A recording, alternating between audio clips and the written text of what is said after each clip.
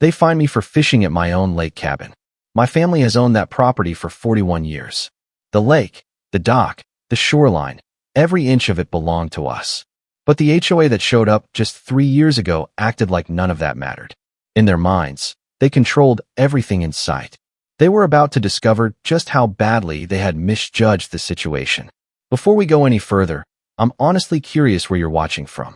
Go ahead and drop your country in the comments right now. It's always amazing seeing people tuning in from every corner of the world. Now, let me tell you what happened. My grandfather built that cabin back in 1983. He had retired as an electrician after spending 30 years saving every penny he could just so he could own a quiet place where he could fish without anyone bothering him. Eventually, he found exactly that, 12 acres tucked away in a peaceful valley with a private lake resting right in the center. When he passed away, the property went to my father. When my father passed, it became mine. That cabin is far more than just wood and walls. It holds 3 generations of early Saturday mornings, fish fries by the water, and memories that simply can't be measured in dollars. For decades, we barely had any neighbors at all. Then, around 2021, a developer arrived and built an entire subdivision around our land. Beautiful homes, trimmed lawns, and perfectly planned streets completed the picture. Along with those houses came the Maplewood Estates HOA. We were never part of it. Our property existed nearly 40 years before their development was ever imagined. That didn't stop them from mailing us a welcome packet asking us to register anyway. We ignored it completely. We weren't members, never signed a thing, and had absolutely no obligation to join. That's when the letters started changing in tone. The first fine showed up on a Tuesday. $40 for, and I'm not joking, an unauthorized dock structure. My grandfather built that dock in 1986. It had been standing there for 38 years without anyone saying a word. Suddenly, according to them, it was somehow a violation. I laughed, tossed the notice into a drawer, and forgot about it. 2 weeks later, another fine arrived, this time for $60. The citation claimed our property failed to comply with community aesthetic standards. Apparently, our family cabin, sitting on land we'd owned long before the HOA president was probably even born, now had to satisfy their design preferences. That was the moment I stopped laughing. The third letter wasn't another fine at all. It was a formal notice announcing that the HOA had designated our lake as a shared community amenity and that, from that point forward, anyone using the waterfront would need an official community permit. They even included a neatly printed schedule listing all the required fees. $25 for a seasonal fishing permit, $50 for boat access. Let that sink in for a moment. They were literally charging people money to use my lake. And the part that truly made my blood boil was that people were actually paying them. Every weekend, families would show up carrying coolers, folding chairs, and fishing rods, permits in hand, casting lines into water that my grandfather had bought with every dollar he could scrape together over a lifetime of hard work. Meanwhile, the HOA quietly stuffed every single payment into its own pocket. That same afternoon, I drove straight to my attorney's office.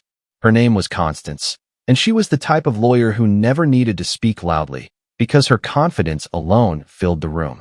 I spread the deed, the survey maps, the violation notices, and the fishing permit schedule across her desk. She examined each page carefully without rushing. Then she finally looked at me and calmly said, "They have absolutely no legal claim to that lake. None whatsoever. Not even remotely." But she also advised patience. She explained that before making any move, we needed to build an airtight record of everything they had done. So that became our mission. During the next 3 weeks, we photographed every permit sign they had placed along the trail leading to the lake.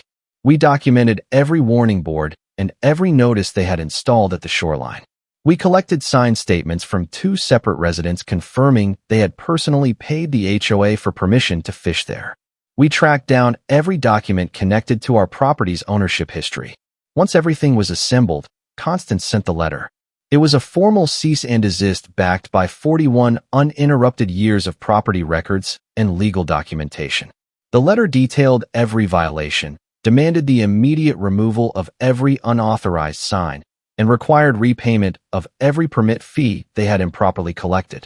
Most importantly, it left absolutely no room for misunderstanding. The lake was private property, effective immediately, and the HOA possessed zero legal authority over it. The HOA president was a man named Randall. Randall responded with a 2-page letter claiming they had assumed community stewardship of the lake because of our lack of active involvement with neighborhood affairs. I honestly had to read that sentence 3 separate times. Lack of active engagement. That was apparently the legal theory they believed justified taking over someone else's property. Constance's reply contained only 4 simple words: "See you in court." But court didn't happen right away. Before that, I exercised a legal right I hadn't even known existed until Constance explained it to me. As the sole owner of a privately owned body of water, I had every legal right to close it completely. No trespassing. No public access of any kind.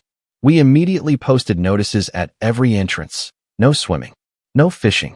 No watercraft. Private property. Violators subject to prosecution. The reaction came almost instantly. Within 48 hours, Randall was calling my personal cell phone over and over again. I watched every call come in and let every single one go straight to voicemail. He called once more. Then 3 different members of his board started calling. After that, one resident reached out asking if there had been some sort of misunderstanding. I simply forwarded every message directly to Constance. The HOA quickly scheduled an emergency meeting. I only knew because one of the residents, a woman named Diane who had quietly been disturbed by the entire permit scheme from the beginning, attended the meeting and later called me to explain exactly what had happened. Randall stood before his board and assured everyone that the situation would sort itself out. He claimed he had connections with the county. He insisted there was nothing to be concerned about. What Randall had absolutely no idea about was the discovery Constance had made while conducting the title search. When the original developer built the subdivision, the survey used to establish all of the lot boundaries contained a major mistake, and it was far from a minor clerical issue. Randall's own house, the same one he had been living in for the past 3 years and the headquarters of his little HOA kingdom, had actually been constructed partly on our property. Nearly 18 feet of his backyard patio, along with a section of his rear fence line, legally sat on land that belonged to us. We officially filed the encroachment claim on Thursday morning. By Thursday afternoon, Randall had already hired his own attorney.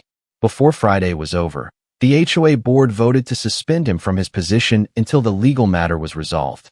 By the beginning of the following week, too. By the time everything was over, 3 board members had stepped down from their positions. The entire permit program was officially acknowledged in writing as an unauthorized attempt to collect fees on privately owned property. Every homeowner who had paid those charges received a full refund directly from HOA funds. The encroachment dispute was resolved outside of court. Randall personally paid for the boundary correction, reimbursed all of our legal expenses, and signed a formal acknowledgement stating that neither the HOA nor any of its members held any ownership claim, legal right, or access to our lake, our dock, or any part of our 12-acre property. Just 6 months later, the HOA itself completely fell apart. Once Randall was no longer in charge, nobody else wanted the responsibility. The dues stopped coming in. The management company packed up and left. Before the year had even ended, the Maplewood Estates HOA had officially dissolved for good. The cabin is peaceful once again. Last weekend, I sat on my grandfather's dock with a cup of morning coffee and watched the mist drift slowly across the water exactly the way he always described it. No permits, no fines, and no Randall in sight. But the thought that keeps coming back to me is this. Randall didn't start all of this because he hated us. He did it because he believed we weren't paying attention. He believed silence meant surrender. He believed that if he acted like something belonged to him long enough, nobody would ever question it. My grandfather spent 30 years saving to own that lake. I spent only 3 weeks defending it. Some things are simply worth fighting for. If this story resonated with you, hit that like button and subscribe to the channel. We bring you brand new HOA and neighbor drama stories every single week. And one more thing before you go, drop your country in the comments below. I'm reading every single one of them.